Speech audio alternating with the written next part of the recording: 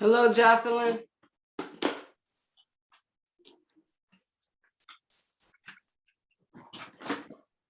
How are you today? Good, how are you? Good. Okay, we know we're gonna give it a few more minutes for other students to check in. It's Friday, huh? We made it. Another week. Yes, right.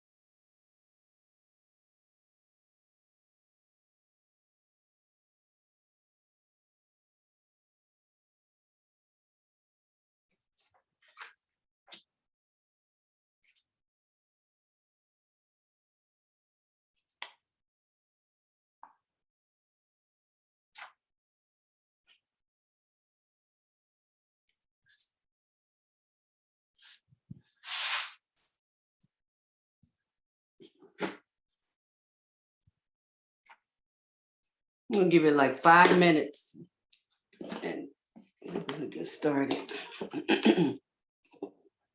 Oh, here we go, Lorena. Hi, Lorena.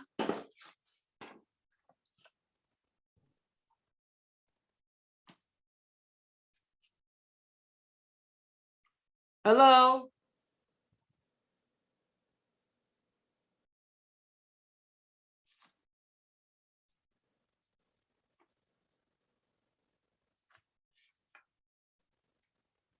Can you please unmute and say hello?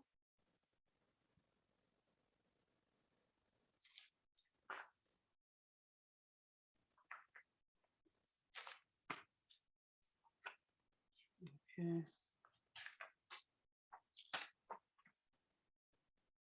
Hi, Lorena Castillo.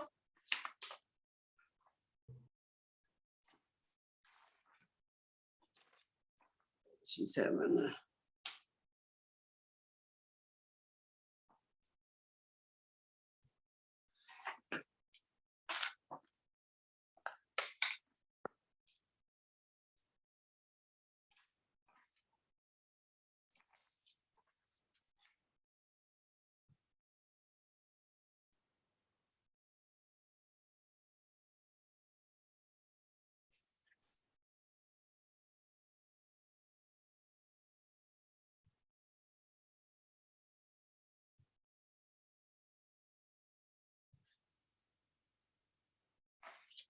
Hi, Charlene.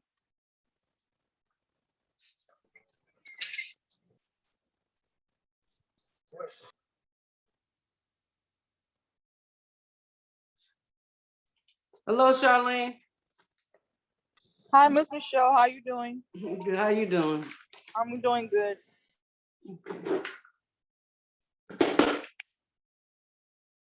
I'm gonna give it about 3 more minutes. Let some other students join in. Lorena, can you hear me now? I hope I'm pronouncing your name. Oh, great. I'm hoping I'm pronouncing your name right. Is it Lorena? Yeah, Lorena. Oh my goodness. Say it again. I'm sorry. Lorena. Lorena. Okay. Welcome.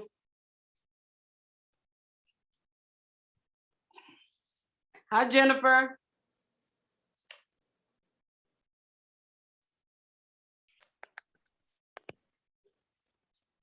How you doing, Jennifer?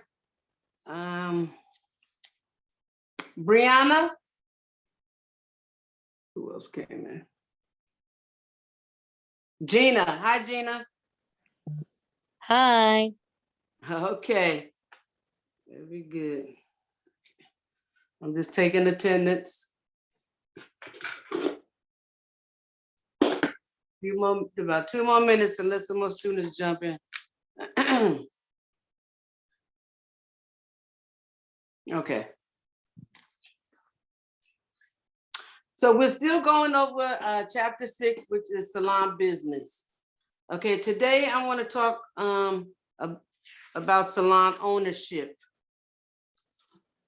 Okay, so perhaps your dream, maybe even one of your long-term goals, is to run your own salon.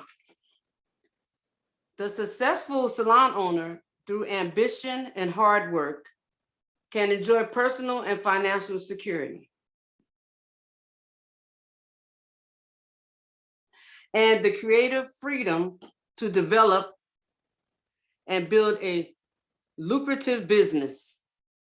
Even if you have never thought of salon ownership or already know that you do not have a desire to own a salon, it will be beneficial for you to know that the fundamental principles of various salon ownerships, models, and operations.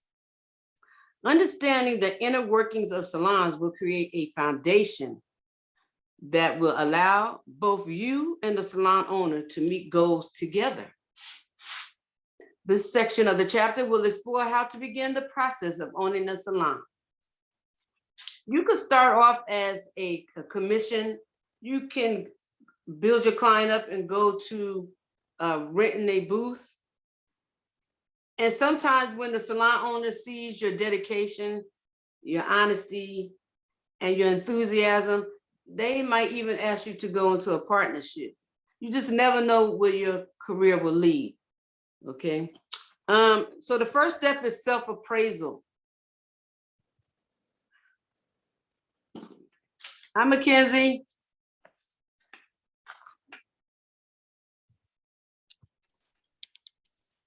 Hello, Mackenzie. Hi. How you doing? Doing good. I just want to make sure I hear y'all so you can get the credit. Okay. All right. Thank you. Thank you for answering. You're welcome. Okay.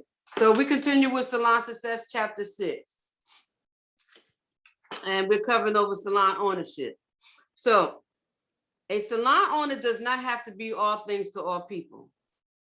The stylist planning to open a salon should assess his or her own skills carefully to pinpoint any areas of weakness. Locating weaknesses allows the potential salon owner to hire employees for whom those areas are strengths. Skills essential to a successful salon owner are the ability to recognize hair fashion trends and technical expertise. While the salon owner need not excel in every salon service performed, it is important to recognize great color skills or perm techniques and hire staff accordingly. Oh, excuse me, I'm still taking attendance. Hi, Jamila. How you doing? Hey, how you doing? I'm doing good. It's Friday. Yep, it's Friday. We made it another week and looking forward to the next week. Isn't that amazing? Right. Okay, so today we're going over chapter 6 again, salon business. Okay, so I just want to give an example. When I have my salon, because like most people know, I retired from the salon. Now I'm a cosmetology instructor. So I didn't braid. So I rented a booth for a braider, and she's an excellent braider. So at least when people come in and they wanted braids, there was somebody at the salon that can do braids. Okay, I don't specialize in nails. So I had a manicurist in there who specialized in nails. You see, so this is how you establish your full service salon. Even if you don't do certain areas of cosmetology, what they're saying is, and it is true, to hire someone or rent out a booth or station to someone that does the work that you do not do. And this way, you will be considered a full service salon. The salons that hire estheticians. Okay, yes, we learn how to do waxing. That's part of our curriculum, our requirements for graduation. But maybe your clientele is so busy, you don't have time to wax. So you can hire an SD in there. Okay, so the sky's the limit. This is what they're saying.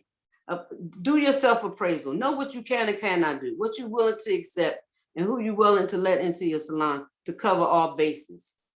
Okay, so 2 is the ability to communicate with the public, not only in an ordinary situation, but also in an unusual or difficult instances. Okay, you might own a salon, but maybe your communication with people, you come off too strong, or maybe you come off too soft, and you have a colleague that's in your salon that has better communication skills. Okay, so this is what they're saying. Number 3, the ability to accept suggestions and criticism from clients and staff. If you don't have an open mind and can't take corrective criticism, then that could be a problem. Learn how to open your mind and your ears and just listen. At the end of the day, if you're a salon owner, it's going to be your decision. But to be a team player and to keep your staff, because these people do not have to work in your salon. If they got mad skills, basically they can go just about anywhere and get a job. Okay, but if you want to keep good, skilled employees, then you should be willing to listen and take some criticism from them. Okay. 4, the ability to exert self-control. So if the client comes in and she's upset, you as an owner or a manager shouldn't get upset with them. And I know we all have experience going into an establishment, whether it was Target or wherever you shop at, and you went to customer service. If it wasn't you, it was probably your mother, your grandparents. You're going in with a complaint and the employee is getting more upset than you are. That is not how you're supposed to be calming. Okay, so these are what they're talking about, the skills. Learn self-control. Just because somebody's upset, you're not supposed to get upset. This is not high school anymore. It's not elementary school. I'm mad, so you get mad, okay? So you really have to learn self-control. 5, the ability to manage the financial operations of the salon or to work with a professional bookkeeper or accountant to create a budget that predicts income and expenses. Now, I'm going to share another story of mine. When I was a young cosmetologist, you go from working at a job that give you a paycheck. You get a paycheck and you put it in the bank. But when you're a cosmetologist, there's a lot of times that there's going to be a lot of cash that goes through your hand. And cash can be very tempting as a young Cosmo. So you get paid almost every day when you do a client, and all of these stores you pass by on your way home can be very tempting. So you got to learn self-control when it comes to your cash flow. So this is what they're talking about. Learn how to manage the financial operations of a salon. Okay, because you don't want to spend your money at Macy's, or I have to go to Foot Locker and give me a pair of Nikes. I'm gonna let this cable bill and this light bill go because I really got to have these Nikes. So you really, when you become a salon owner, you really have to tune all of that in. And what you used to do as a booth renter or commission is going to be a lot different than when you're the one that has all the financial responsibilities on their shoulder. Number 6, the ability to establish and adjust salon pricing in accordance with the local economic factors. So in other words, we just had a pandemic. Are you still going to charge $100 for a service, or are you going to come down a little bit? Because you know a lot of people lost their jobs. Some people might have got laid off. So you want to kind of adapt to whatever's going on in the economy. Number 7, the knowledge to create business through promotion. And this is what they're talking about, the advertisement we talked about yesterday. And I wanted to show you an example. Besides the newspaper and social media, they still have these little booklets that come in the mail. Okay, and a lot of these businesses have coupons, okay? Coupons and discounts, and they're advertising their business in this little pamphlet that comes in the mail. That's like a promotion. 8, the ability to set realistic business goals.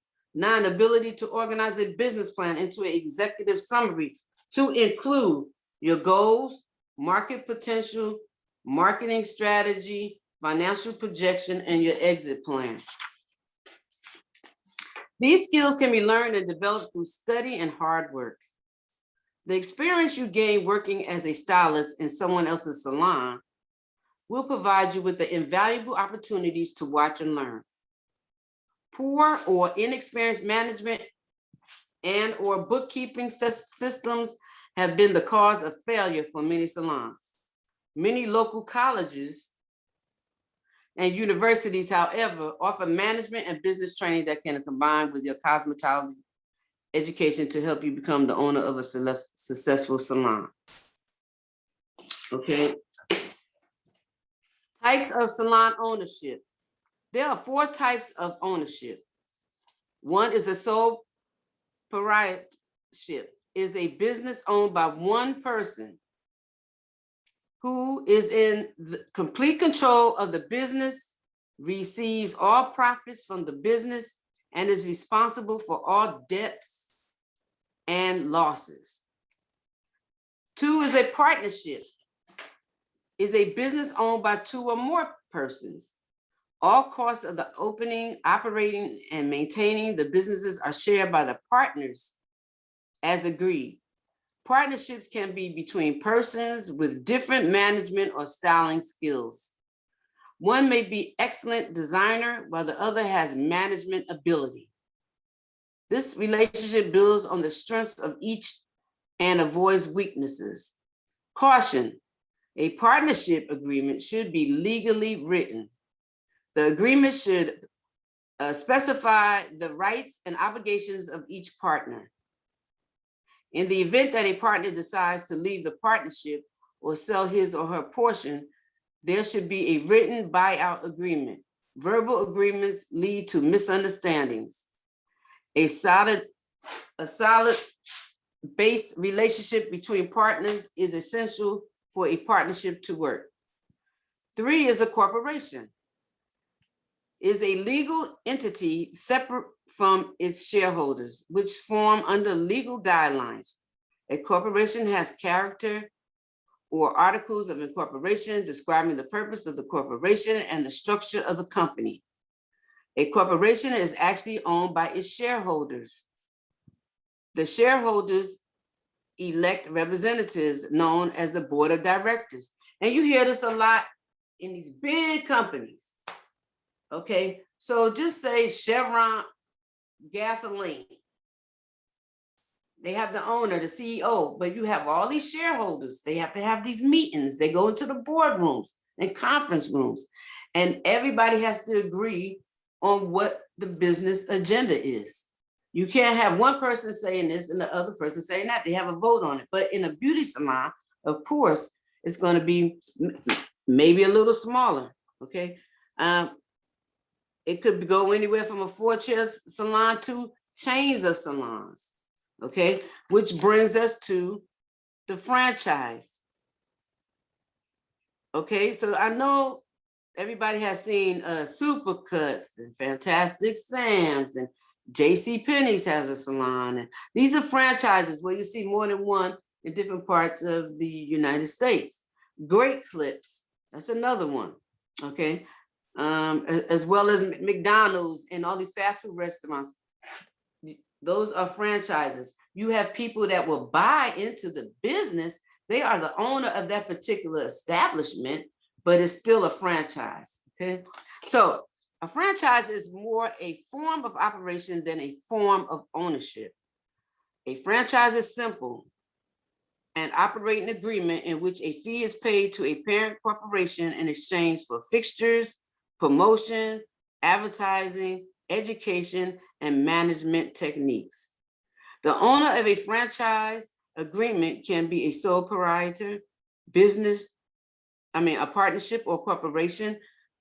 Certain rules must be observed in the operation of a franchise. An initial purchase fee plus a monthly service charge is paid to the parent corporation. A franchise is an excellent way to share in the expertise of the industry experts. However, simple policies about hours, products used, benefits for employees, salaries, and even the color of the salon are decided by the parent corporation. So you have to go through the franchise to get permission to change any color, in your salon, down to the blinds, down to the floor mats, down to the tile. Whereas if you are a sole proprietor, everything is you. Everything. Now, most salons and barbershops, the people don't own the buildings. There's some that have enough capital, which is money, that can buy the building or buy a house. And I know even downtown Modesto, you see a lot of houses on 14th Street that they converted into businesses. They have their business in the front, and sometimes they have their residence in the back.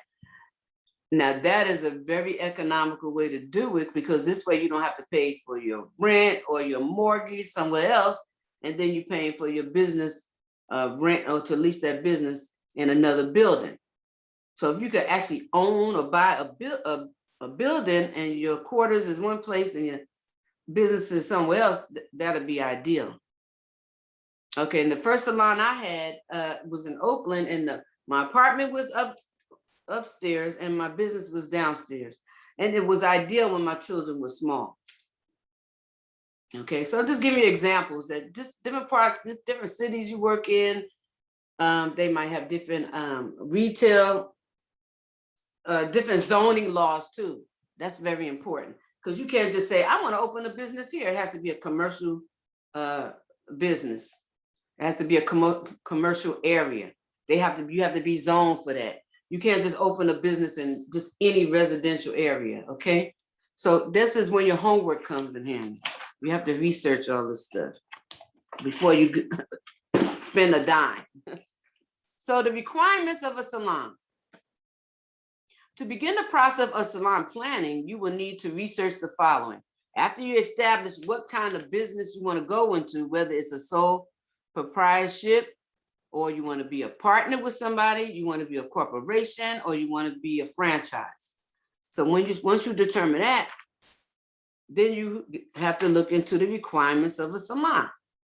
And we are governed by the State Board of Barbering and Cosmetology, okay? So one is the location. That's the most important factor in opening a salon business. You don't want to be somewhere where there's no foot traffic or the bus line is not going. You want to be somewhere where you can be seen, okay? What are the available locations in your area? You need to assess parking conditions. That's very important. There's people that don't like to go to downtown salons because they got to park in front of a meter and they got to move their car every 2 hours. Okay, I worked in one. Even the employees, you either pay for a monthly pass to, that's why you see some of those parking lots downtown, they have numbers on them. Okay, even the garages, they have numbers in the stalls. Those are people that are paying monthly fees to park there. Because if you park on the street, not all the streets, most streets have meters. And now I think they took out the meters, but they still have the signs that say 2-hour parking, 1 hour parking, because you will start accumulating tickets and they will add up. So parking is very, very important for your clients, where they could just pull up in a parking lot and walk into your establishment. They don't have to worry about meters and etc. Okay, high traffic activity. Like I said, is people able to walk by, like in a mall strip, the bus service, everything I just said before I read my notes, and the square foot, because most mall strips. Okay, let me give you an example. A Plaza Parkway. I know everybody kind of been down there. Plaza Park there, you got the Walmart, you got Kohl's. Okay, they charge by square feet, and that can add up. So a lot of people would like to go into a building where you have a private owner to lease from, because and they're not charging so much by square feet. They're just gonna give you a straight out price, how much their monthly lease agreement is. Okay, and that foot traffic. So you know that if you park next to, I mean, if you get a business next to a Subway or Walmart or any business that's Safeway, any business that has a lot of foot traffic going into that business, they are going to walk by yours and look, oh, that's a salon over there.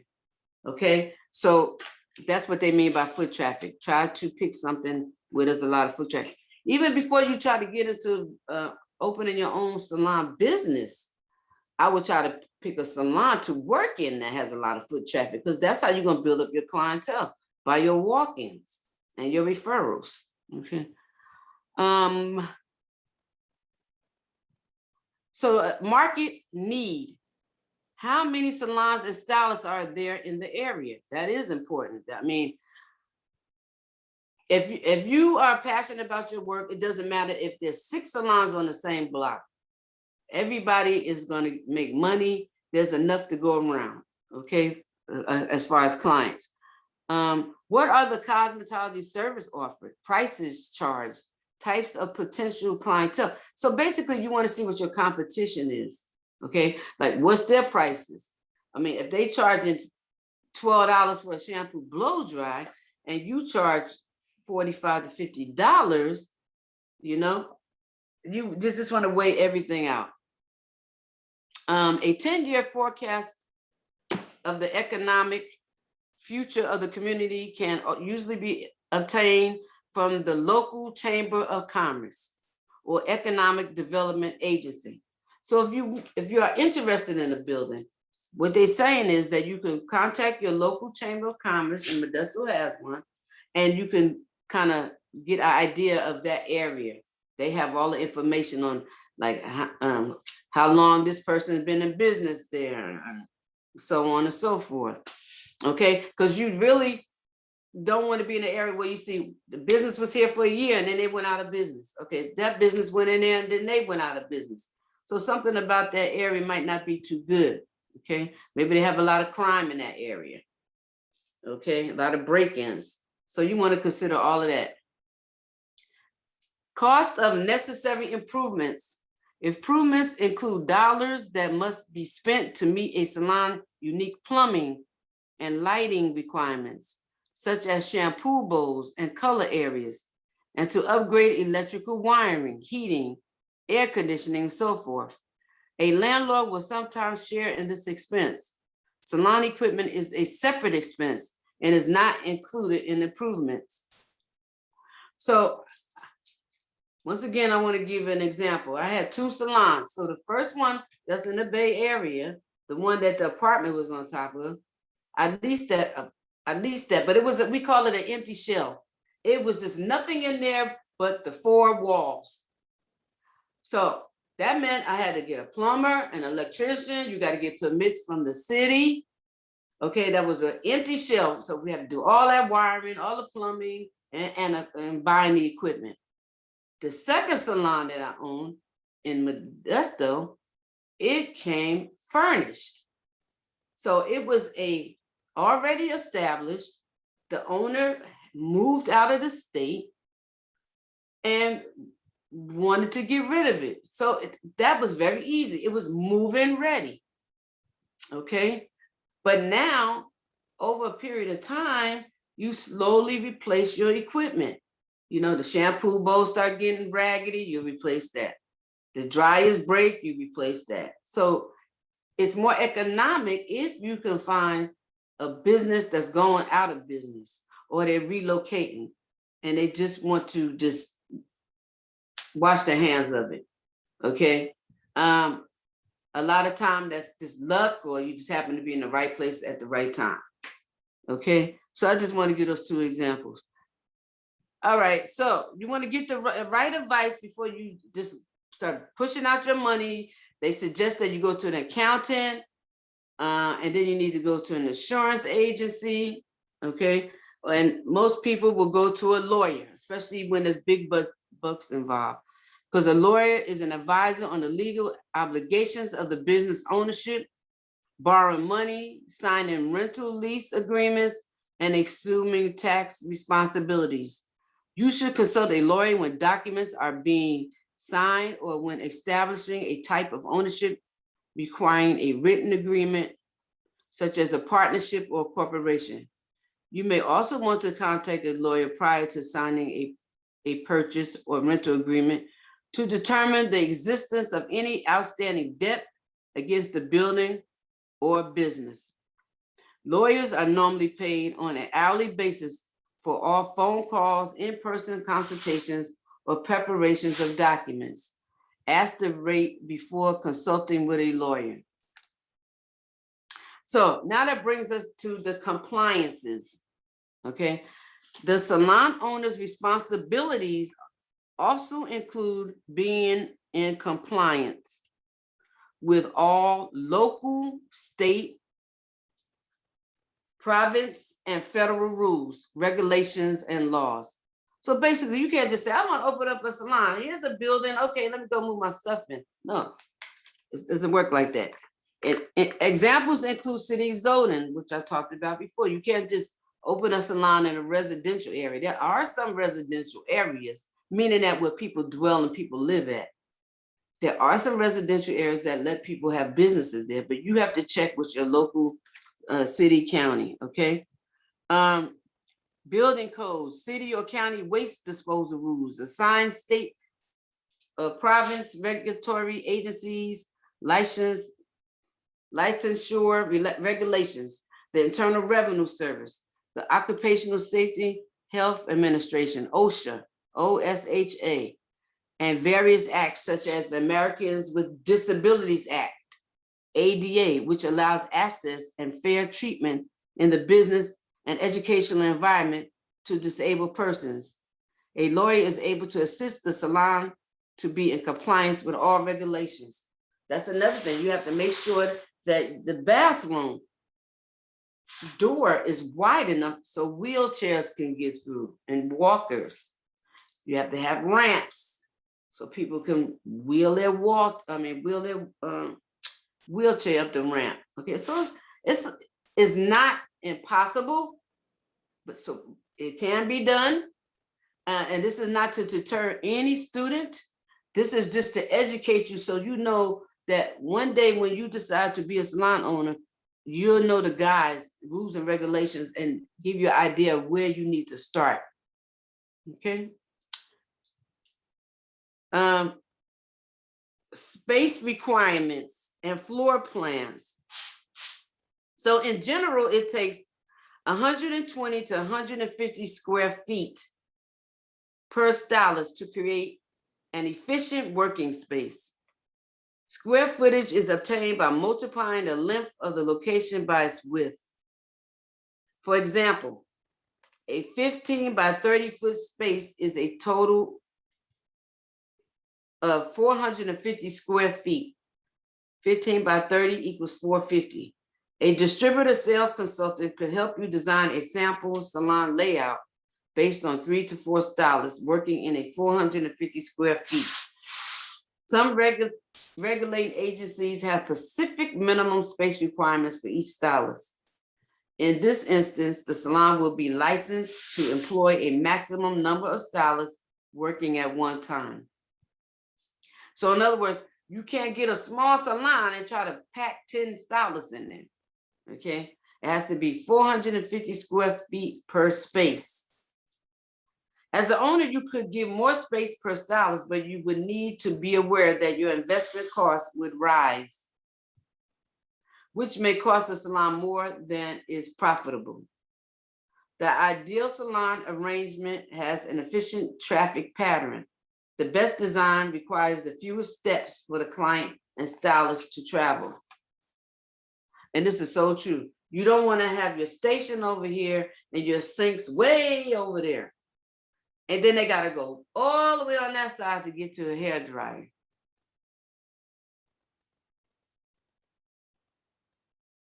Hi, Jay. Right, so that's very important, especially if you plan on dealing with elders and you have them walking all over the place to get to the dryer and to get back to your station.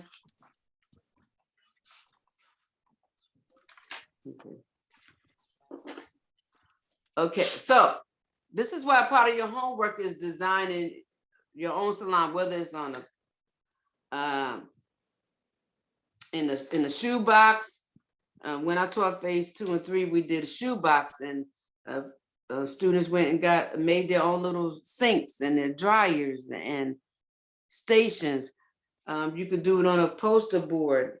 You could clip out things from a magazine and you could post it to make your salon, because we're trying to help you visualize how your salon, how you want your salon to look, and take in consideration the spaces between them.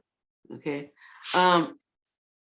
All salons require a reception area with seating and a desk for receiving guests, a dispensary, a restroom, and service areas such as shampoo and drying areas.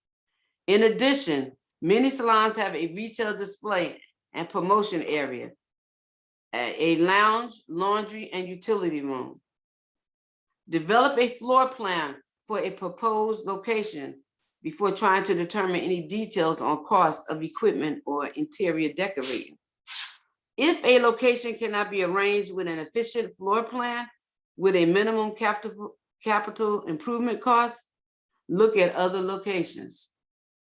Salons can be installed with an investment from $1,000 to $10,000 per stylist. Weigh the cost of installation for the salon you want. Sometimes a location is priced right with good traffic and the type of clientele desired, but the cost of installation is too high. Examine many alternatives, then work out the decorating details. Remember, this is your salon. Make it one in which you'll enjoy working and one that will pay off. So what they're saying, when they say installation, they're talking about the plumbers and electricians that need to come in.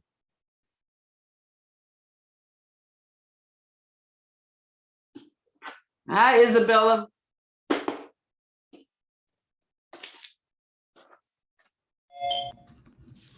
Hello. Oh, hi. Okay. Let me check you. We are going over chapter 6, salon business.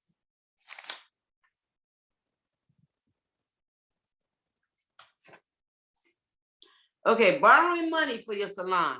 After you have found a location, determine a suitable and affordable floor plan, determine the cost of fixtures, and estimate the capital improvements necessary. You must determine how much money you will need to borrow.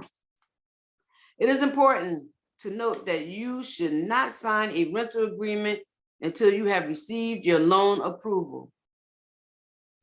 Your accountant should advise you of the operating capital needed to open a salon and to pay the expenses of your business for at least 6 months. So what they're saying is, try to have enough capital for the next 6 months after you get everything done, because it's going to take a minute to build up that clientele. Now, most people that decide to be a salon owner, though, already have a good, strong clientele. That's the way to go. You know, start off with commission or a salary-based salon, eventually do a booth rental because you're independent contractor, your own boss.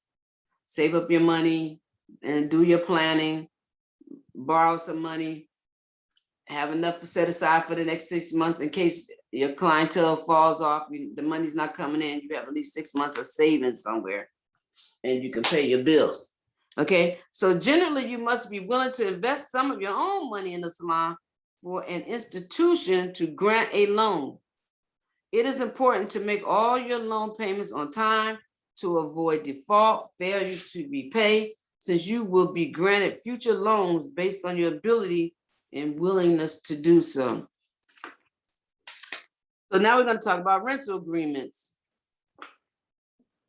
Upon obtaining a loan, you can enter into a rental agreement called a lease.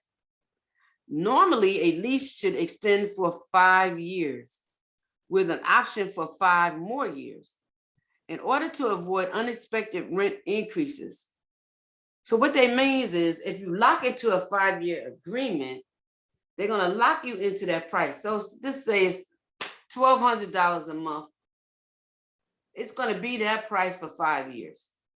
But if you do a year lease, that landlord can go up the next year. They can make it go up to $1,300. The next year they can go up to $1,400. Next year they can do whatever they want after that year in that contract. So that's why they're suggesting 5 years. Okay. And within 5 years, you should know how your business is growing. Actually 3. Okay.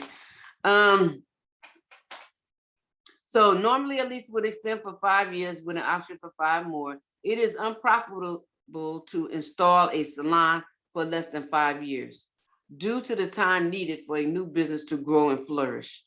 You should negotiate for all or part of the capital improvements to be paid by the owner of the building or the leaseor. Such a request is reasonable because these improvements will stay in the building when you move out. As the renter or leasee, you promise to pay rent and use the property according to agreement. It is common for salons to need extra water pipes, larger water heaters, more electric outlets, washers and dryer facilities, installation of shampoo bowls and large window areas. These special features will probably have to be paid for by the leasee, which is you. However, arrange for the maintenance or repairs on normal building equipment, such as furnace and air conditioners, to be the leaseor's owner's responsibility. That's very important because you make sure that's in your contract that the owner is going to take care of that AC unit, okay, and any ventilation systems, because that is very costly. So a large portion of the expense of the salon is the rent. There are 2 kinds of rent. One, you have a fixed rent, is a set dollar amount paid each month to the leaseor. A fixed rent allows you to predict your monthly expenses carefully. 2, a variable rent includes a set dollar amount paid per month, plus a percentage of the total monthly income. Variable rents are common in malls and large shopping centers. However, with the small percentage of profit earned by an average salon, a variable rent could be a serious mistake. Have your accountant predict the results of a variable rent system before signing a lease. And just for personal experience, I would never do a variable rent. I would not want any corporation or mall to have any percentage of my profits. You in the salon doing all the work and they're going to get a percentage of it? No, I'd rather have a flat out rent or lease agreement. This is what you're going to get from me every month. That's it. That's all. Okay. Once again, have a lawyer evaluate a tentative lease and make suggestions for change. You can negotiate changes in any lease.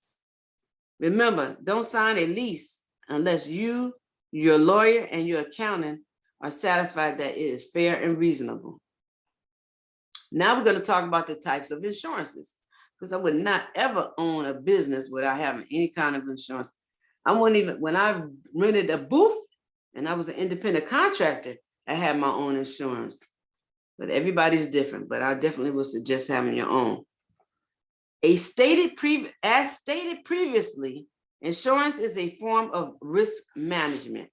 It protects you from the financial difficulties that can follow unexpected loss of property, income, and or life.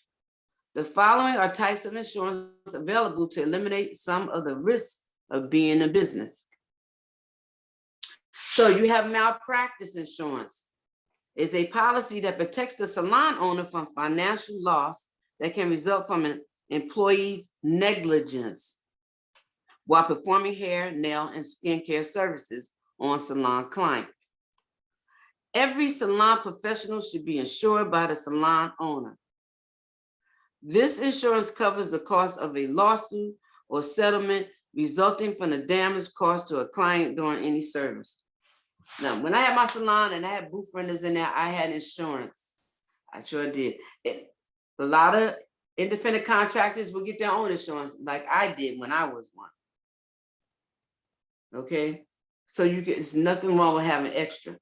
But if you are an independent contractor, you've renting a booth inside of a salon, that salon owner should and will have their own insurance. Okay, to not only protect them in case, God forbid, the building catch on fire or there's a flood, but to protect you too as far as liability. Now, you know me, I always got an example. That's how long I've been doing hair. So I worked in a salon downtown, very nice salon. They had an upstairs, downstairs. So the washing machine and dryer was upstairs. That's where we washed our towels.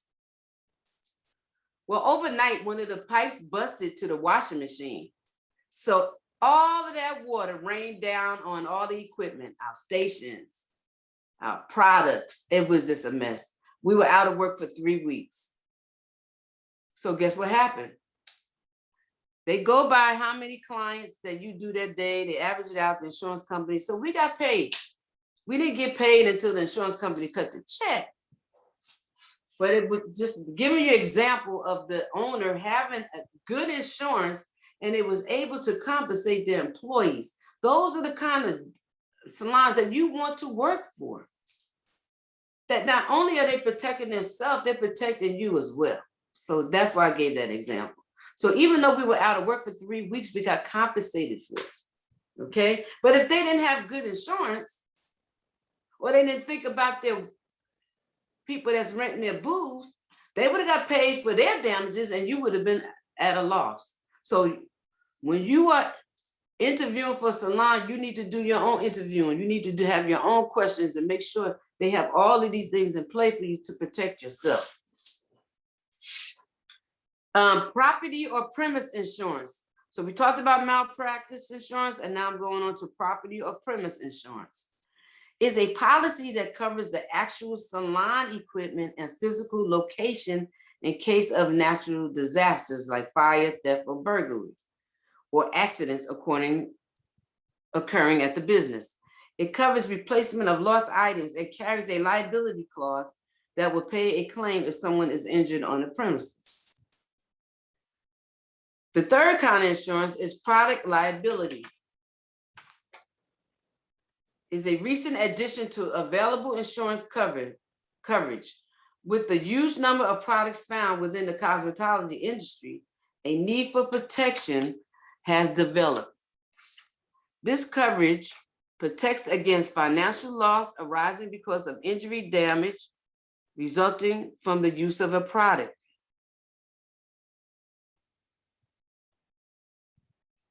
So in other words, if you're using a product that the salon is providing and somebody has an allergic reaction to it, this is what they're talking about.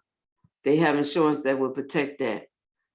Unemployment insurance is required by federal law for all qualified employers.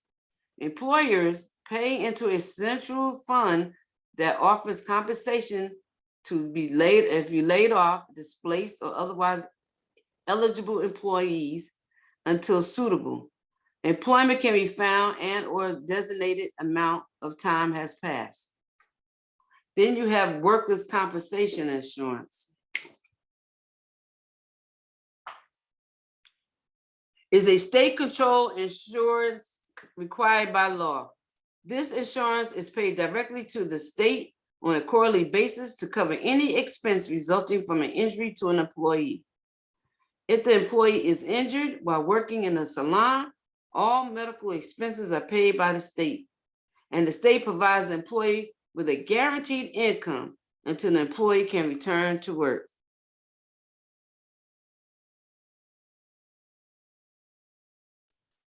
Now we're going to move on to taxes. The salon owner is responsible for withholding from an employee's income for payment of certain taxes and for paying these withholdings to the government. In the United States, these include federal, state, and local income taxes and Social Security tax. The salon owner also has a tax obligation to the employee. For every dollar of Social Security tax paid by the employee, the salon owner must pay the same amount to the federal government. Social Security is a planned savings retirement fund for every worker in the United States. Medicare is a part of your Social Security tax and provides medical insurance coverage during retirement.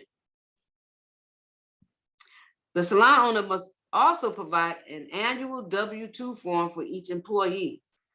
The W-2 form will indicate all taxes paid for the year. It is important for all employees to verify that the salon owner is submitting taxes under the correct Social Security number, so appropriate credit is given. States have sales taxes on products and services. The salon owner is responsible for collecting and paying these monies to the state on a monthly and quarterly basis. A permit is required to collect taxes, and the payments are permanent record of a salon's dollar value. A salon owner must apply for a state sales tax permit before collecting tax on products or services. And this is true. When I owned my salon, I had to have a seller's permit. Okay, you have to report every 6 months your sales taxes, what you charging clients for the products. Okay, no, we don't have sales tax for their services, but for the products, the hairspray, the shampoo, conditioner, edge cream, whatever you're selling on your retail shelf. It definitely will be taxed, and you can't sell it. You can't sell anything in the salon unless you have a seller's permit. I mean, people do, but not by law. By the law, you need to have a seller's permit. Income tax is paid on the profits earnings of a business.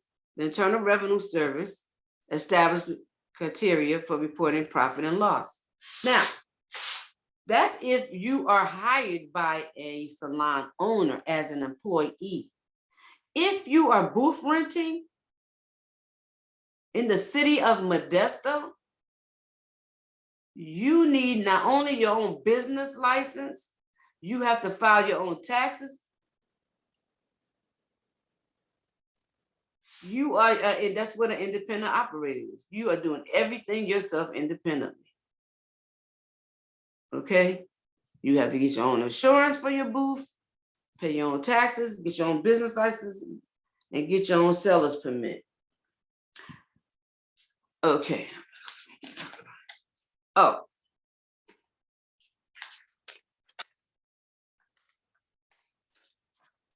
Independent contractor is an IRS term that can be applied to stylists who rent or lease workstations from a building owner.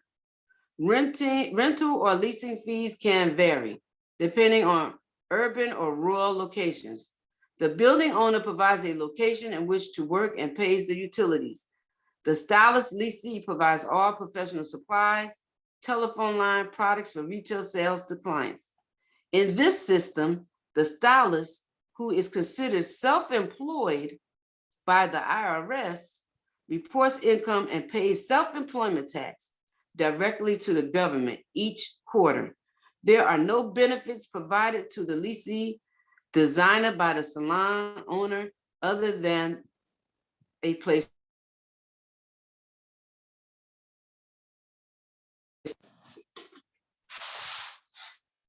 Any questions so far?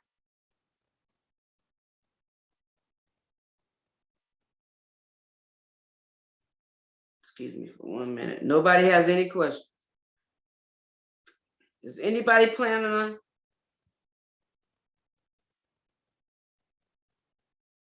Anybody plan on being an independent operator?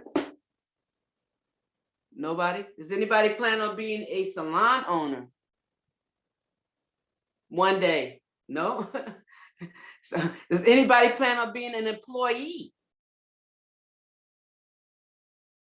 Okay, all right. Well, that's a good way to start. But remember, we talked about yesterday, write down your 5-year goal.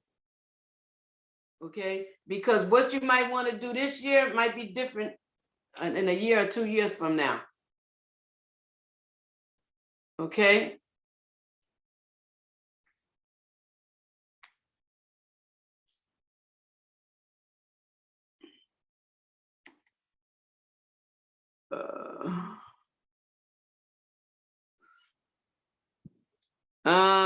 Where we going at now? Unemployment insurance.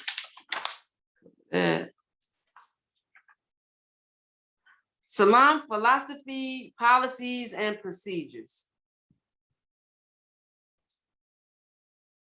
A salon should have a professional philosophy or standard of ethics.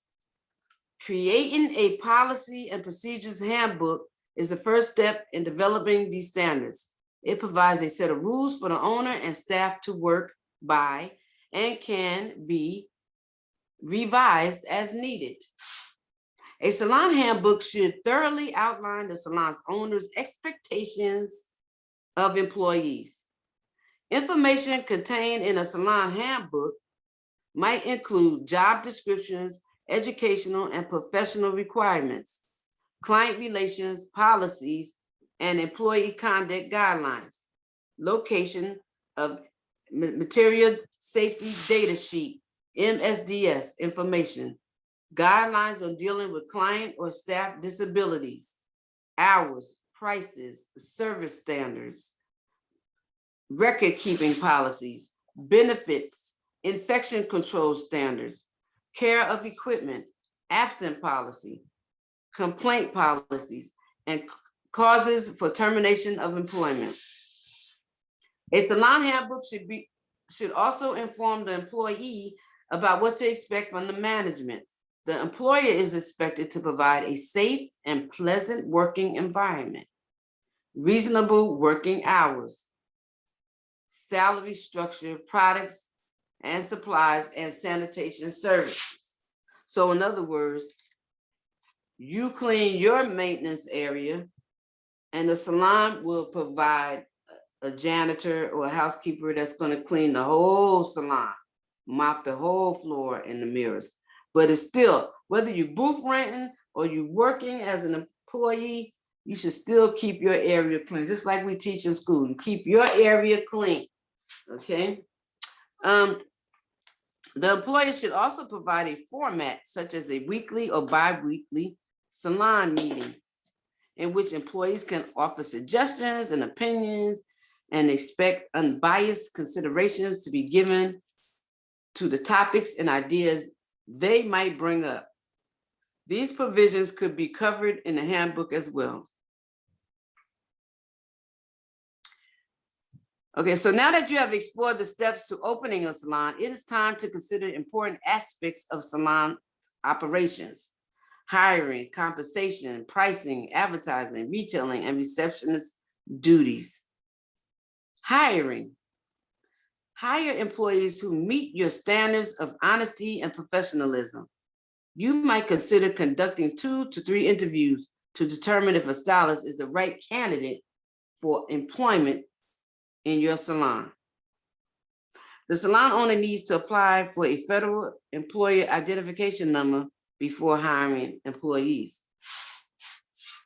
U.S. federal law states that you must determine if the employee is a legal citizen prior to final hiring by requesting proof of valid Social Security card, driver's license, and or birth certificate, and completing what is called an I-9 form.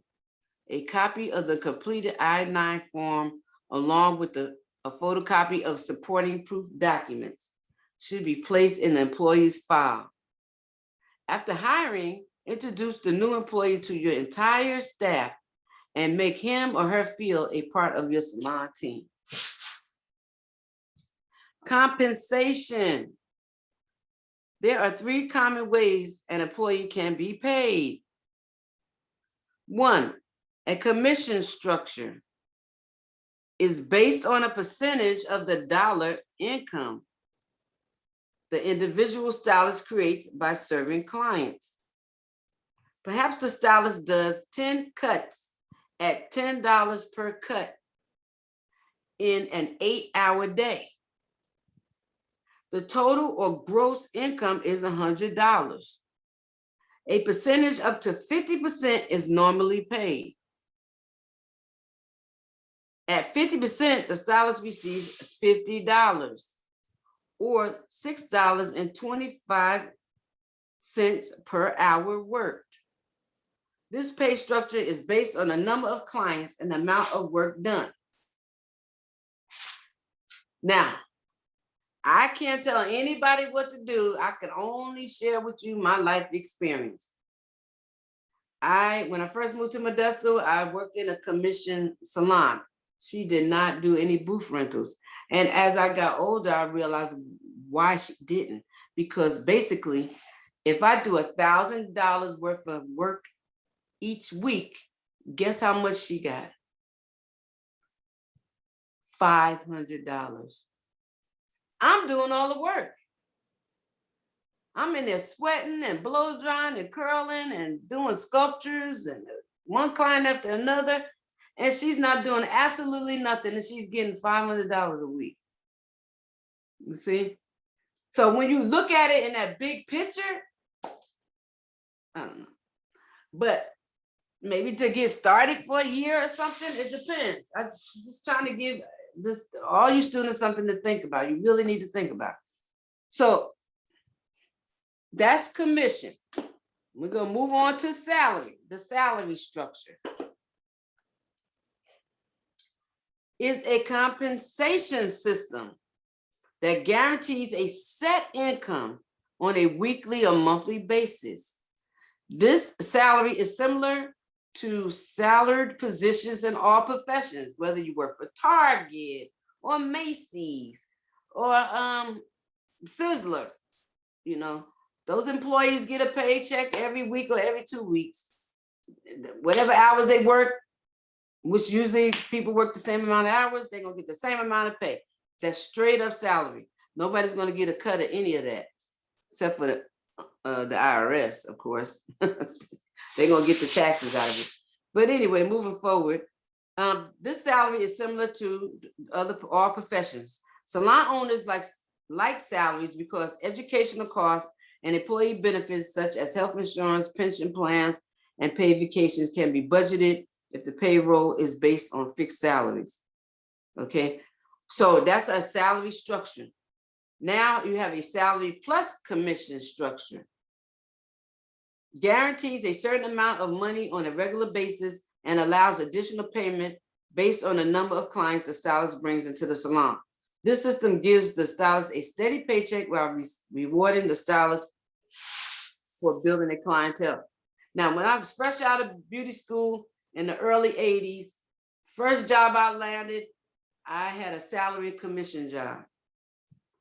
Awesome being a new stylist, because just like the book says, I got a paycheck every week for assisting the owner. And at the same time, it gave me an opportunity to build my clientele. So when I did start doing clientele, I got a commission on the clientele, but I still was guaranteed to get my salary. So regardless of how many clients I did, I still had a flat rate salary that I got every week. Okay. Because the goal is to, after you build a strong clientele, you don't not even gonna have time to help the employee assist them because you have your own clientele. Okay. All right. Does everybody understand those three things? Commission structure, salary structure, and salary plus commission structure.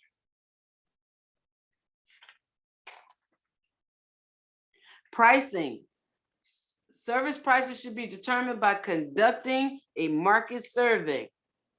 And we talked about that yesterday. So in other words, you want to know what your competitive prices are. You want to know what the salons are charging in your area. Advertising, we talked about that, right? And I showed you today, besides the social media, your business cards, your flyers, word of mouth. They also have little pamphlets like this that come in the mail. You could advertise in here. Okay, get your business across like that. Inventory and product control. Oh, and back to advertising. If some people have the big bucks, they can do TV commercials. Okay, radio ads. I think even Facebook has, yes, they do. Facebook, you can advertise on Facebook. All of that's money. Every time you see an ad popping up on Facebook, somebody paid for that. It might be annoying to us because we don't want to see it, but that is dollars. That's dollars that people are trying to get in and build their business up with. Okay. So now this, after we talked about advertising, let's talk about inventory control. Products are purchased by the salon owner and brought into the salon for use during client services. and for retailing to the client. These products are referred to as inventory or stock in quantity.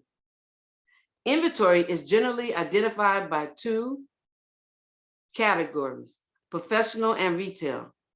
In order for the salon to operate at a profitable margin, it is important that a strong inventory system is in place that would allow close management of these valuable products.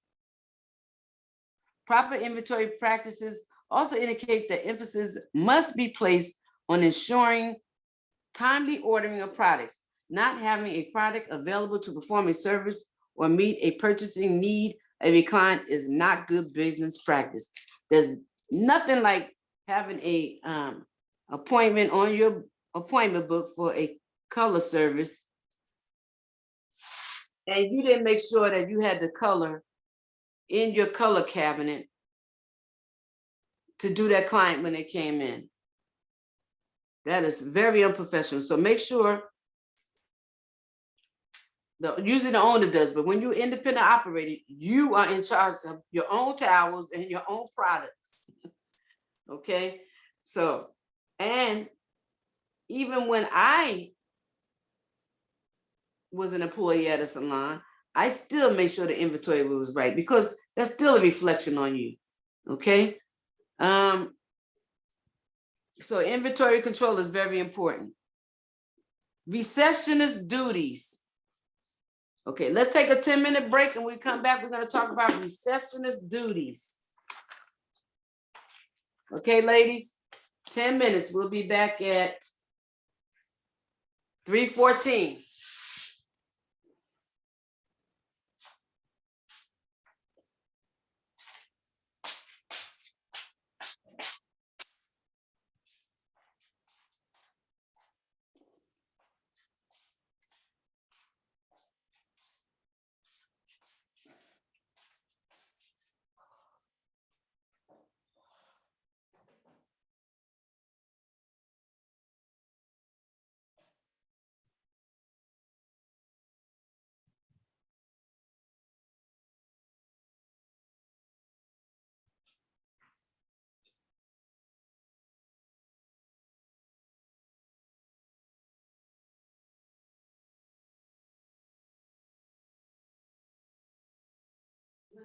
All right.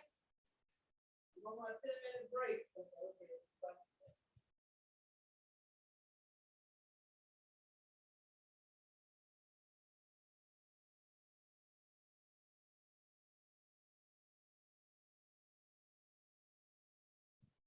Uh-oh.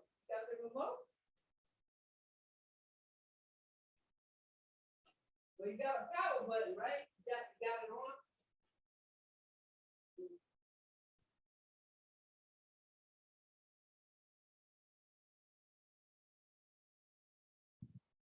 You don't see a menu button? You got cable? Okay, did you see a menu button? On the remote? Huh? Put that? Because if I can't help you, then we know.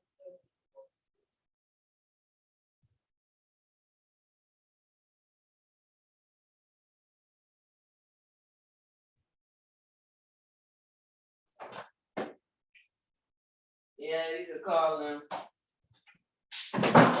I'm surprised she didn't show you. She knows like what.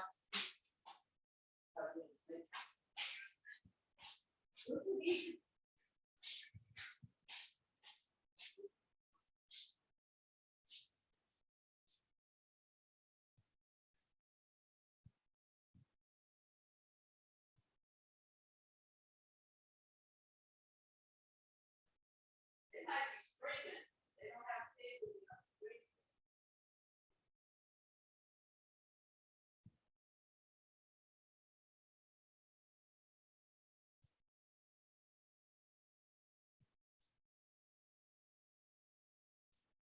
Yeah, you better call me because you got Apple TV. My husband got that Apple TV. What you need for lunch?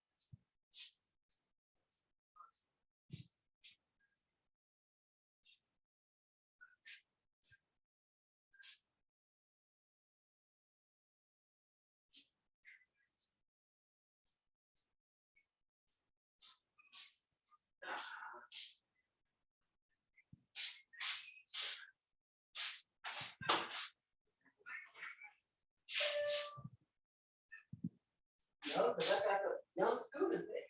They want to know. Yeah, but they teach you.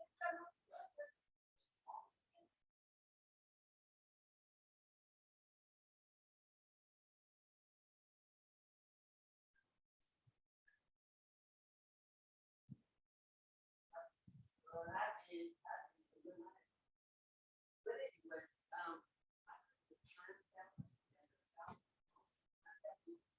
I put it in a free. I put it in a free because I'm gonna have.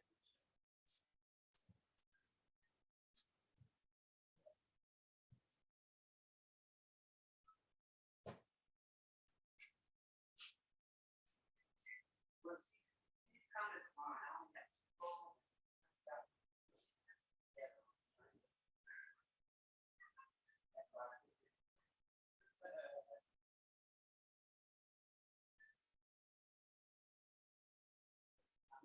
it's thin. But the, I done made room to open these freezers. I put it right in there. It's perfect.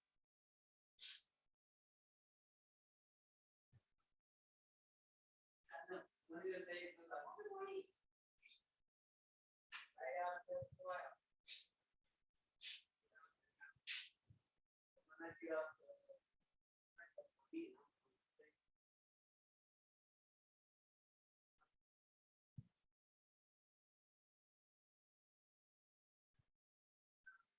I want them to look pretty. I can put them on the grill. Then I got to stop. That's gonna be the Sunday.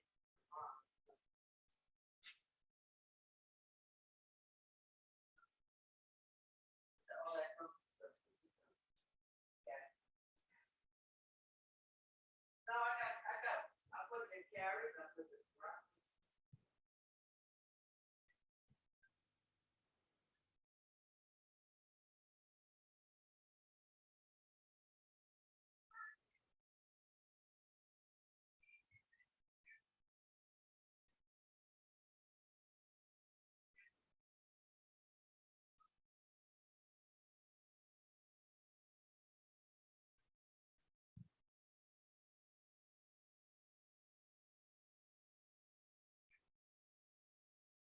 Oh, yeah, you told me.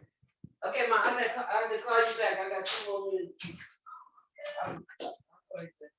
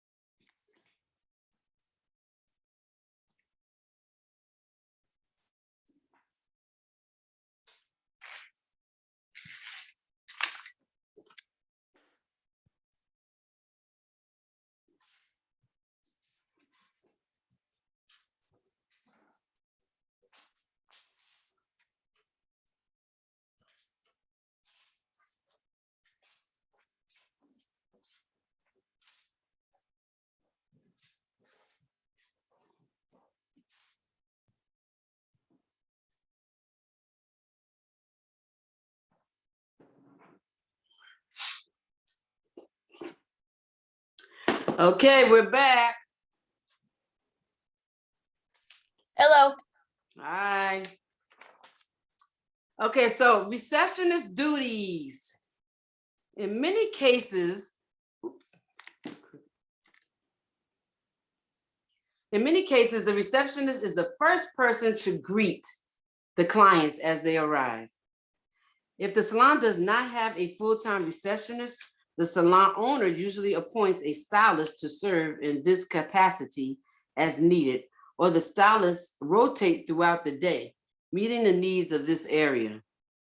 In some cases, the receptionist also acts as the cashier, managing the operations of the cash register. The primary duties of this very important position includes promote goodwill and client satisfaction, schedule appointments in fair and efficient way, manage incoming and outgoing calls regarding appointments, inform stylists of client arrival in the salon, supervise the reception area to ensure organization and efficiency, promote retail products and additional services to clients, handle pressure and client complaints efficiently, ensure client services are all paid and documented, ensure messages are handled in order of priority and with efficiency, and work with stylists to ensure punctual schedules.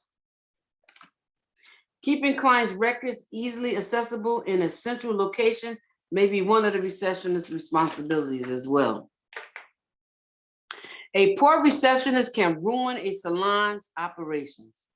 Clients often judge the salon by how phone calls are handled and how they are treated as they arrive in the salon. It is crucial that the receptionist be cheerful and able to handle most situations. A great receptionist can make everyone's day go more smoothly and less stressful. I have another example of many. I gained a client by her walking into a salon, and she said nobody acknowledged her. Out of all the stylists in the salon, nobody, not anybody didn't even say hi. Hi, how are you doing today? How can we help you? Oh, we'll be with you just a second. So when she didn't get any kind of acknowledgement, she walked out and she went down to the next salon, which is mine. So you can lose a client just by not greeting the client when they walk in. And especially if you're trying to build a clientele and you got walk-ins coming in. The first impression is important. The receptionist might be busy and it's up to the stylist to say hello and greet the client. Okay. Making change. Cash operations are important to every business and the salon is no exception. The receptionist or assigned cashier needs to ensure accuracy and efficiency, providing the correct denomination of bills and coins for cash transactions or troubleshooting during credit transactions. When giving change, always count back from the smaller denomination, usually coins, and move to the larger, usually bills. So the most efficient method of offering change is to always give the client the fewer bills necessary to complete the transaction. Therefore, it is necessary that an adequate inventory of various bills and coin denominations is on hand. A client might say it is okay to receive 25 pennies because you are out of other coins. But in reality, it is not good business, takes more time, and is not as efficient. Telephone techniques. Your telephone answering technique creates the first impression a client will have of the salon. The telephone is used to make appointments, answer questions, receive messages, handle complaints, and remind clients of future appointments. Because the telephone plays such a role in the salon business, it is imperative that anyone answering the phone is well-trained and answering procedures are carefully planned. Telephone answering tips include: 1, answer the phone within 2 rings. 2, greet the client by saying the name of the salon, your name, and how may I help you. It's a great day at Adrian's. How can I direct your call? My name is Miss Michelle. Okay, that just give me an example. I felt like saying that. Listen carefully for the client's name and services desired or other information. Ask client to repeat if unclear. 4, book appointment and repeat back to the client. The stylist the stylist requested time and date of appointment. Because as the stylist build clientele, they're gonna have clients that's gonna come back and ask for that particular stylist. So it's up to receptionist to make sure they sit in the right chair. Okay, it's a lot of responsibility. So a good receptionist, I'm getting tongue tied, will be very pleasant and very well organized. So telephone techniques continue. You want the exact service to be done. You don't want to book somebody and they told you that they wanted a permanent wave and you booked them for a color. Okay, so make sure. And thank you for calling. 5, if you cannot help the client personally, ask the client, would you please hold? Then you're going to wait for a response, yes or no. Then you're going to place the line on hold and go get help. Then you're going to return to the client within a minute. Not 5 minutes, not 10 minutes, a minute, as soon as you can.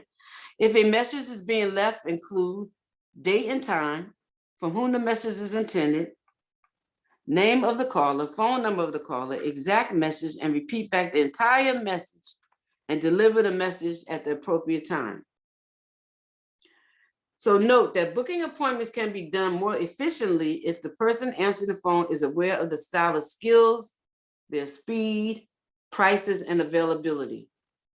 And that's important with the speed. And that comes after you students get your training, you get the accuracy down pat. And then I talked about timing your stuff and working on your speed. So if they have a client that's calling and saying, I need to get a quick haircut and a color, and I need to be out by such and such a time, they're going to try to book their client with the stylist that works faster than the client that works a little slower, depending on the client's need. Okay, here are some additional phone tips. Do not talk to others in the salon while on the phone.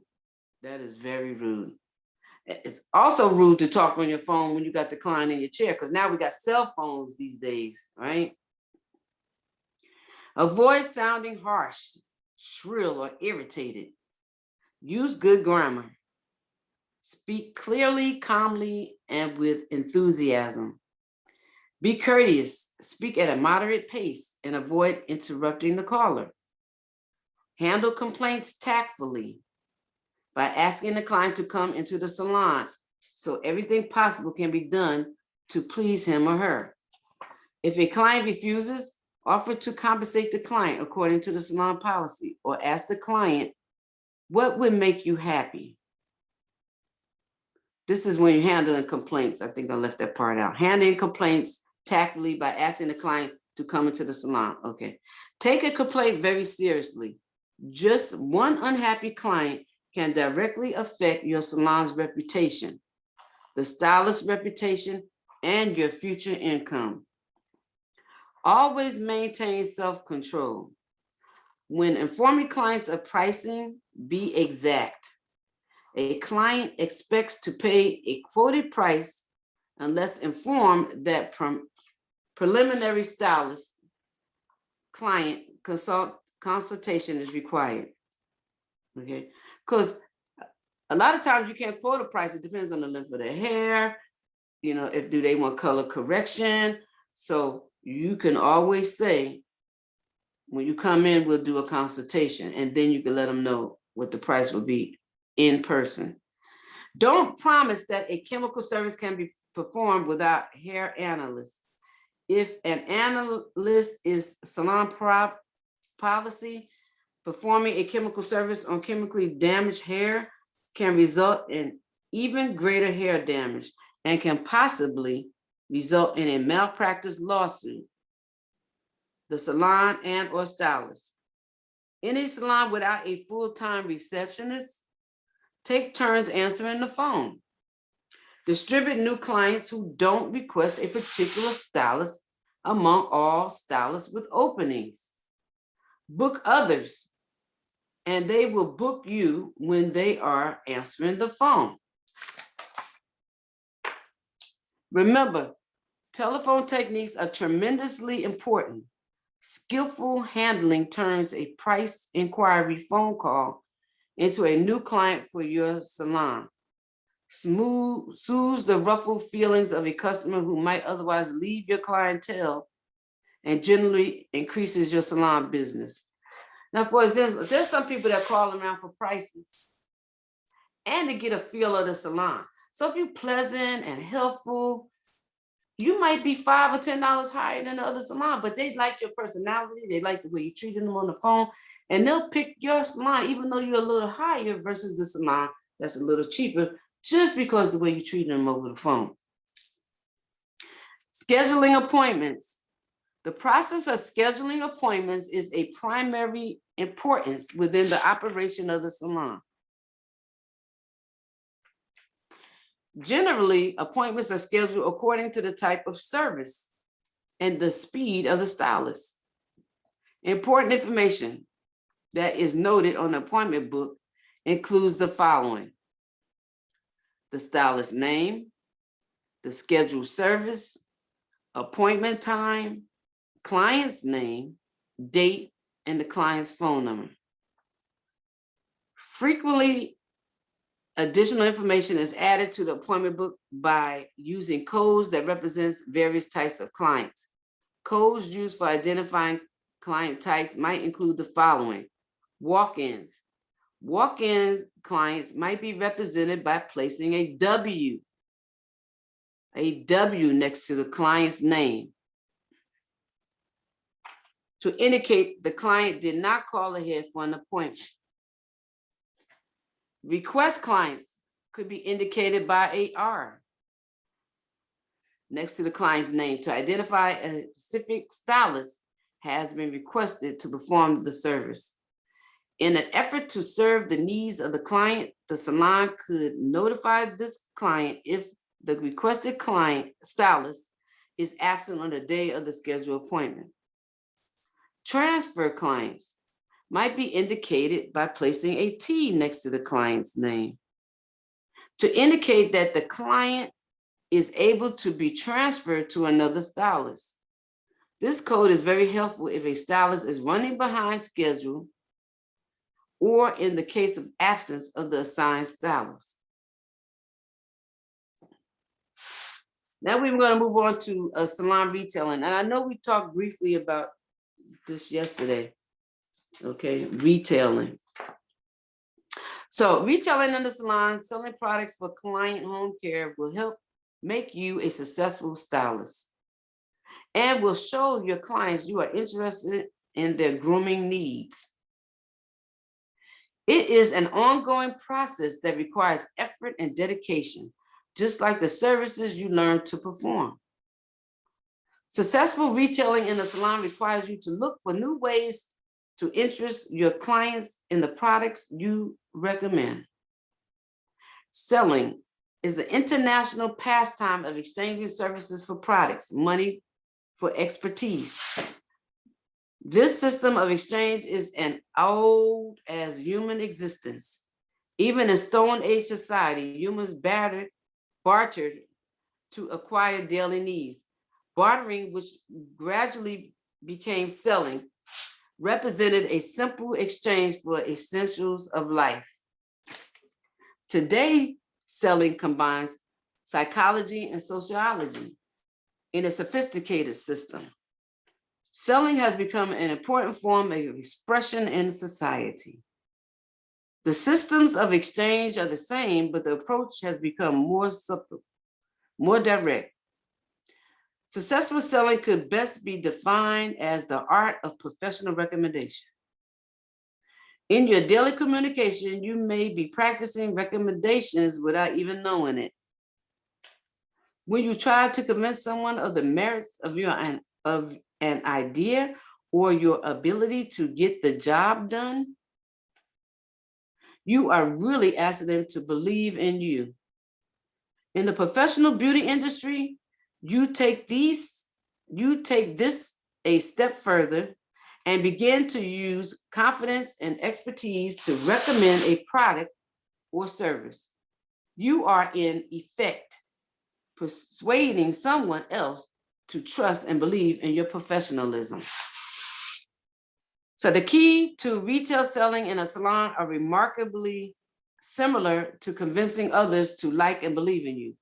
As a professional recommender, you will be selling two important things. One, your artistic abilities, services, credibility, and a professionalism.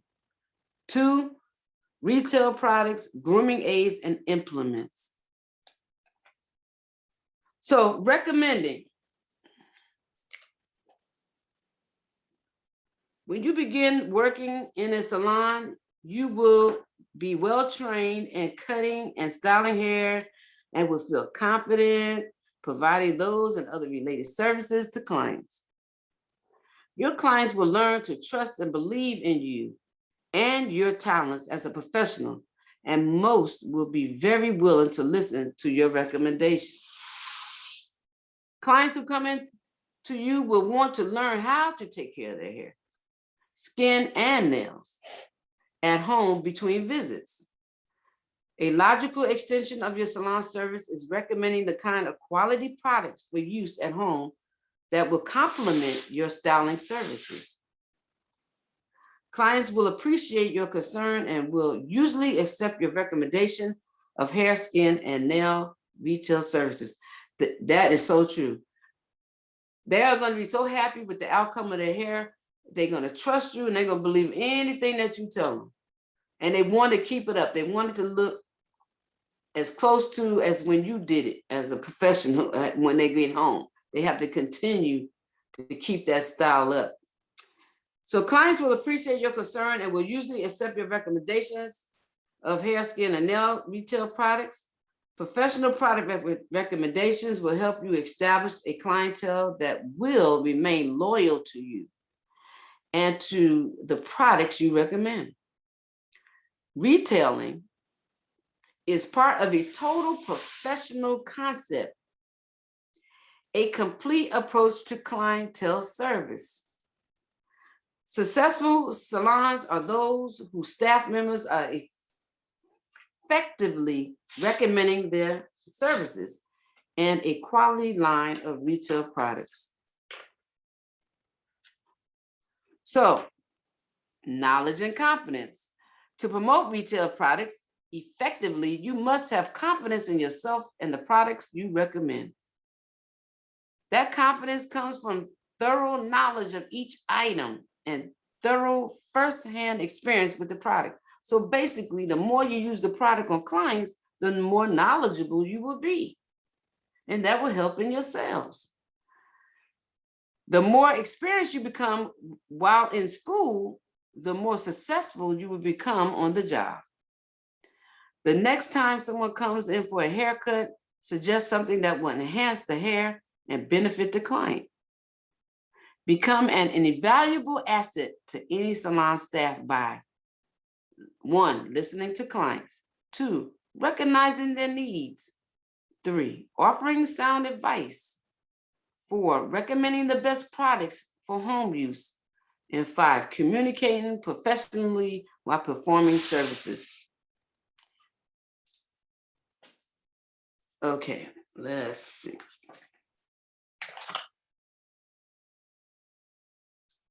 So after you recommend and you suggest new products, as new products are introduced in the salon, think of the clients who would benefit from their use.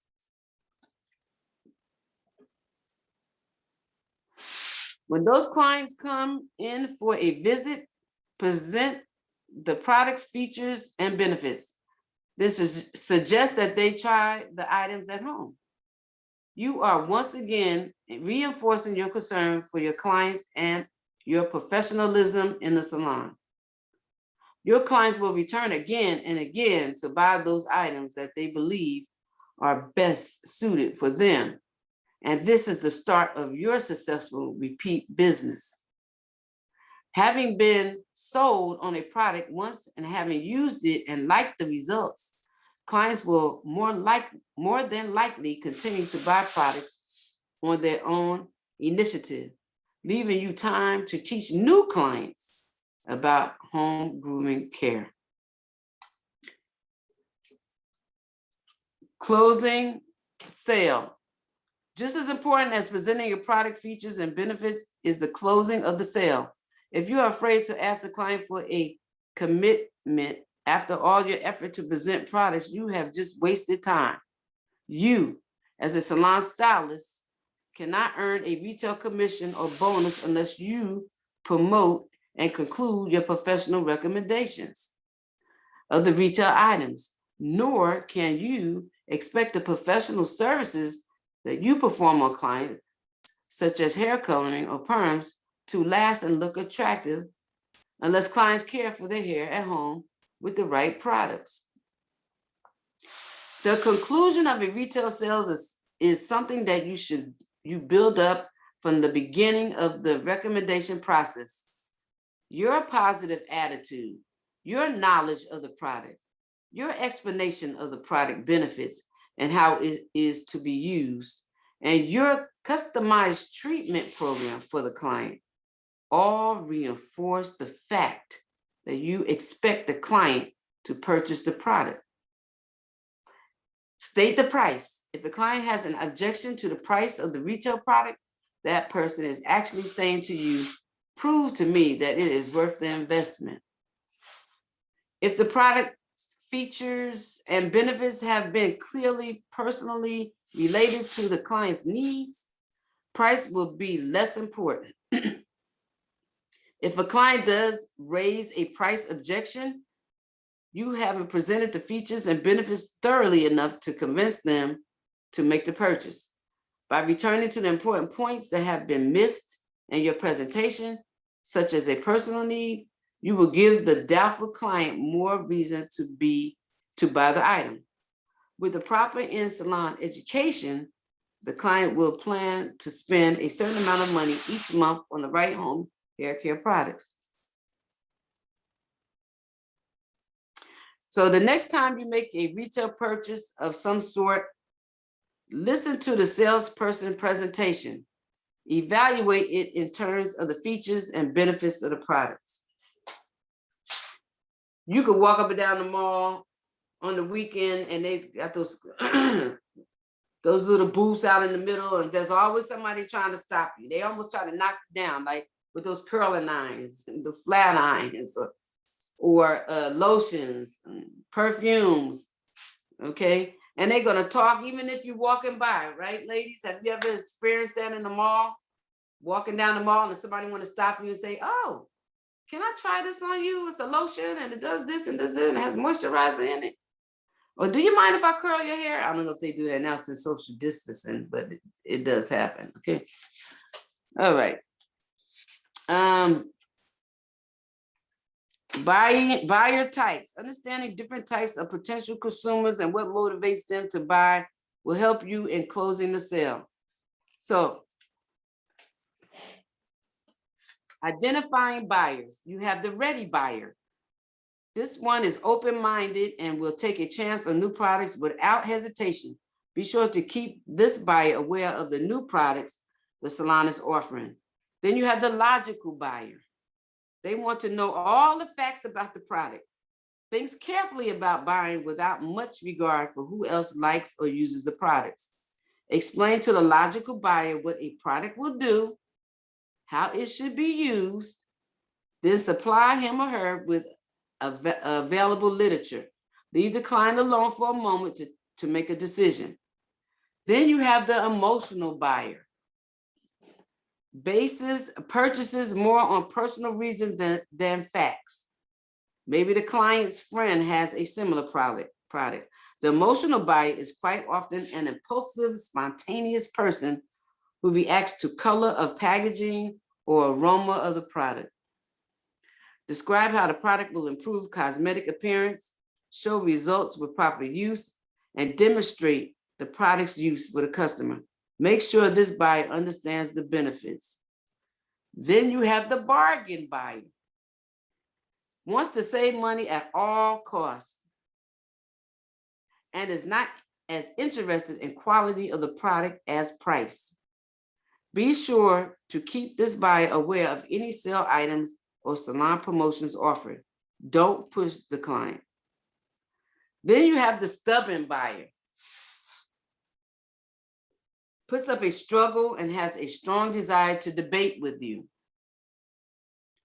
Offer all the facts, describe the results. Then, if the client still isn't convinced, send product literature home or offer a complimentary trial size if available.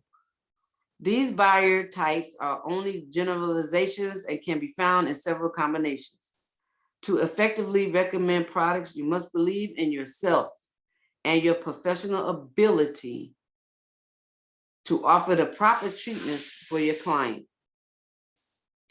So what motivates a buyer? Each buyer is unique. However, all clients share similar motivations for buying, including need, desire to look good, profit, or gain an impulse. Needs are fairly easy to identify if you observe and listen to your clients during each appointment. And they had a survey, when I went to a hair show and I went to a business class, they said that most people will spend more money when they use a credit card. So there's a lot of places, well, they get more popular now. You know, you got these, the Square, and you got these apps, what's it, Cash App and Venmo and I can't think of anything else. Venmo, Zelle's another one, where you can pay people by these apps. But all of this was not in play years ago. But so what I'm saying to you, ladies and gentlemen, are if you make any kind of payment plan available to clients, they will spend more money. You have to extend yourself beyond cash. Get you a Square and you can swipe it right on your phone. You plug that thing in, you swipe it on your phone. Okay, that's if you're independent operator. You know, if you work for an employer, they're going to have their own cash register up at the front, their own debit machine up in the front. Okay, so that's a different story. I'm talking about when or if you decide to be an independent operator. There's so many things and devices out here now that you can have more than just cash clients. Okay. Need is perhaps the easiest buyer motivation to recognize in a salon. For example, virtually everyone needs shampoo, anti-dandruff shampoo, shampoos for color-treated hair, damaged hair, baby fine hair, dry or oily hair, all fill a need for your clientele. Another need would be a rinse or detangle the hair once it has been shampooed, or a conditioner for damaged hair. Creating need for a product means that you will be making clients aware of a product that will benefit them. By giving clients enough advice that products are needed and will enhance their appearance, you convince the client that they must have them.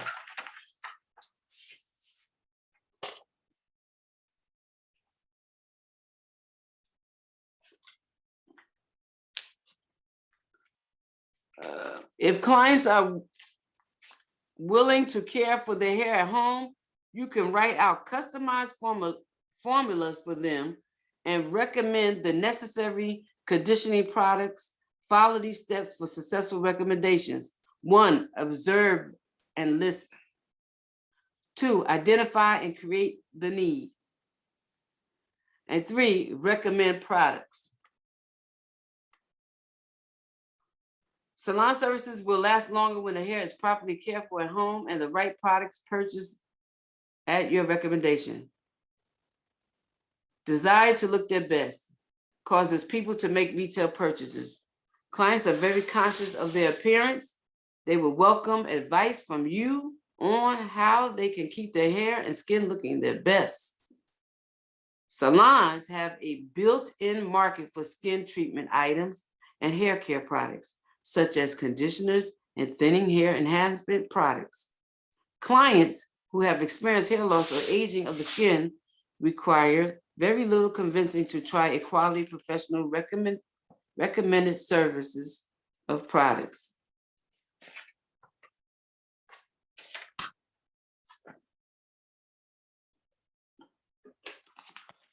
Okay, follow-up. Some clients simply forget how to use the products that you have recommended. To avoid confusion and to reinforce your recommendations of the home hair care program, you might take a product brochure and write instructions on the back regarding the frequency of use. Many salons have printed their own forms with their salon logo, name, address, and phone number for additional product recommendations. The stylist or specialist merely fills in the client's name, the products recommended, and special instructions. So benefits of writing special instructions for your client is one, it reinforces the professionalism of your services and of the salon. Two, you clarify the product used for clients so that they won't leave out an important step. Three, you remind the clients to do the treatments if they post a product recommendation form somewhere at home. And four, help clients remember the products that they have been suggested for their use. Five, you help the receptionist with retail recommendations before the client leaves the salon. Enable the stylist to select merchandise from the retail shelves for the client to purchase at the conclusion of the salon visit. And six, offer referral opportunities. Clients often take product recommendation forms home and show them to their families, friends, and neighbors. This sharing could create new clientele for the salon. Keep in mind that recommending a product one time doesn't guarantee that the client will continue using the item. The record cards that you maintain on each client will help you to see when the last purchases were made and to judge whether the client will be needing additional products on his or her hair the next visit. And you as a professional will be able to look at that hair and scalp or the skin and be able to tell if they were using your product or not. You would be able to tell by the condition of the hair, if it's shiny, if it's dry, if their scalp is still itchy or whatever complaint or problem they had when they came in, if it still exists and you start doing another consultation, they're going to tell on themselves. No, I actually wasn't brushing my hair every day like you recommended. I just did it twice in a week. So you'll be able to tell by looking at it. Okay, so we talked about the retail, now they're talking about the effective displays, the display cases.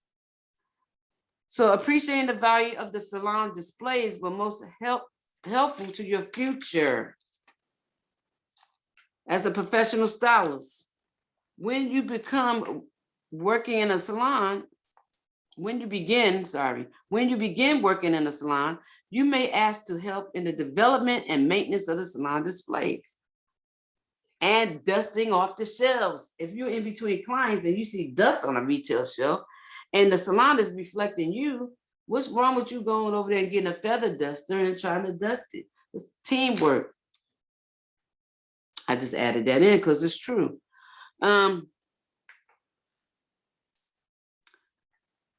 Promotional ideas do much more than brighten the area of the salon where your retail products are displayed. The following information will help you perform those duties in a professional and creative manner. Adequate floor space for retail merchandise. Remember that the salon owner pays rent for every inch in the salon, even empty space. Don't let unusable space stay empty. Build a retail display to make that space pay.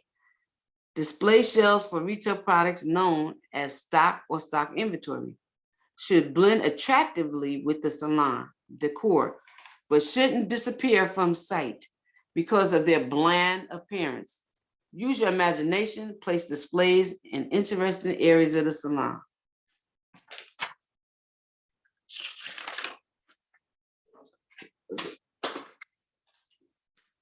Oops.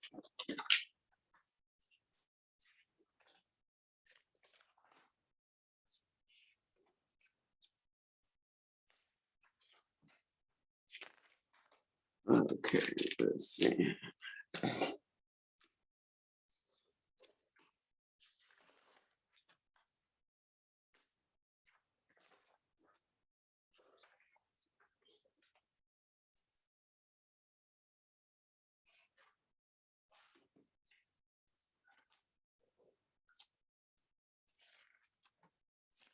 I'm looking for something. Oh, here we go.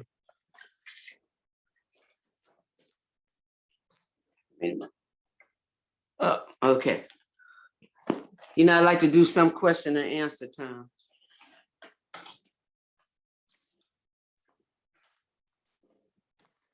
How many of you working on your salon for your homework assignment? Anybody start yet? Nope. I Anybody have finished. any? Huh? I finished the one where we have to build a salon. Yes. Yeah, I finished it. That's Mackenzie. Yeah. Good for you. Okay, how did you feel about it? Did you get a? Well, I mean, it was difficult a little bit, but I got it. Good. Is that the pop-up one you did? Yeah. Oh, great. I can't wait to see it. Maybe bring it on Monday so I can see it, please. Okay. All right. So that just gives you an idea how you might want your salon or maybe a salon you want to work in.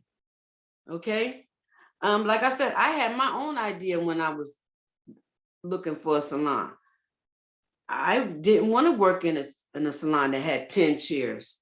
That's 10 personalities you have to get to know. And that's just me. I felt more comfortable working in a salon that had no more than 4 to 6 chairs. Okay, but everybody's different. Okay. But once you find a good team to work with, it doesn't matter. You know, and it's easy to fill up chairs, but those personalities and that team, that's the most difficult part. But it can happen. Before I retired, I had a good team, good ladies to work with, very trustworthy.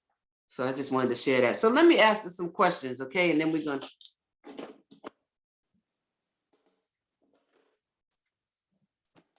ready to start enjoying your weekend, okay?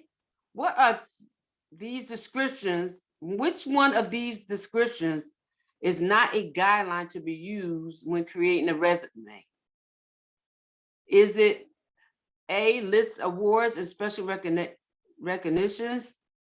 B, show prior employment information? C, provide at least 8 pages of information?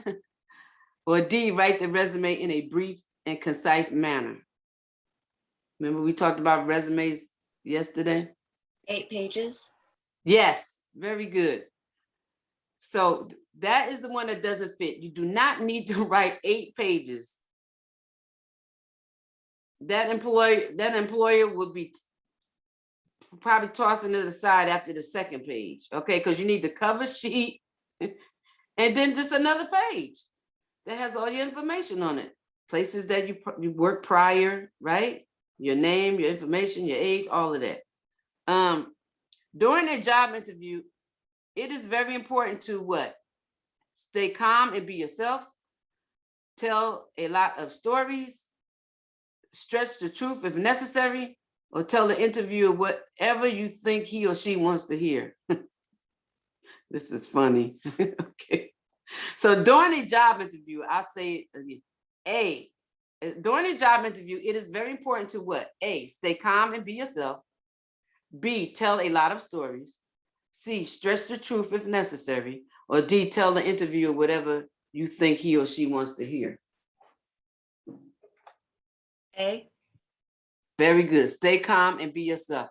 Come on, ladies. I know y'all got it in you. Very good. What you making there? I see you stirring. I'm nosy. Oh, I'm just mixing up a paint color. Oh, okay. Are you making your salon? I've already made my salon. Oh, you did? How did you do it? Did you do it on a post board or shoebox or what? I managed to create a salon in a game. In a game? In a game.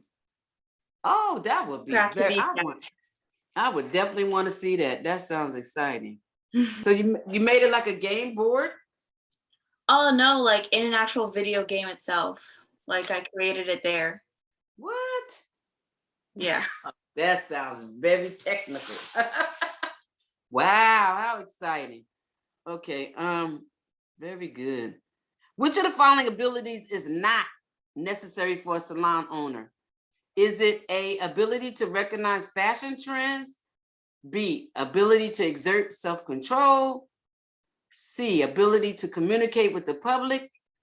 Or D, ability to in all practical skills? Which is not necessary for a salon owner. Not necessary. It is the ability in all practical skills. Remember, we talked about you could own a salon. Okay. Maybe you don't have all the strong points, like you don't do nails, you don't do barber cuts. But to have somebody to hire somebody that does do nails, that does do the barber cuts or the braiding. Okay. So you don't have to have the ability to do all the practical skills. You know, you have to learn them to get your license, but once you get your license, you become a salon owner, you don't need to do everything. You can hire people to fill those voids. Okay. A list of all property you own is called your what? Is it your assets, your net profit, your net worth, or your liabilities? Assets? Assets, very good. A list of all property that you own is called assets. A list of all the money owed to others is called, is it net worth, total liabilities, assets, or net assets? A list of all money owed to others is called total liabilities. Let's see. A bank will generally lend money based on what? Total liabilities, personal appearances, total assets, or net worth. When you go to the bank for a loan, what are they basing it on? Your total liabilities, personal appearance. If that was the case, the whole bunch of money be lent out if they was going by personal appearance. Okay, that was a funny. It is net worth. They go by your net worth. A business owned by one person who is in complete control of the business is a what? Is it A, partnership, B, sole proprietorship, C, corporation, or D, franchise? Sole proprietorship? Yep, sole proprietorship. The answer's in that sole, one person, when they are in complete control. A business in which two or more persons share management responsibilities is what? Is it A, partnership, B, sole proprietorship, C, corporation, or D, franchise? Two or more persons. Excuse me? Partnership? Yep, it's a partnership.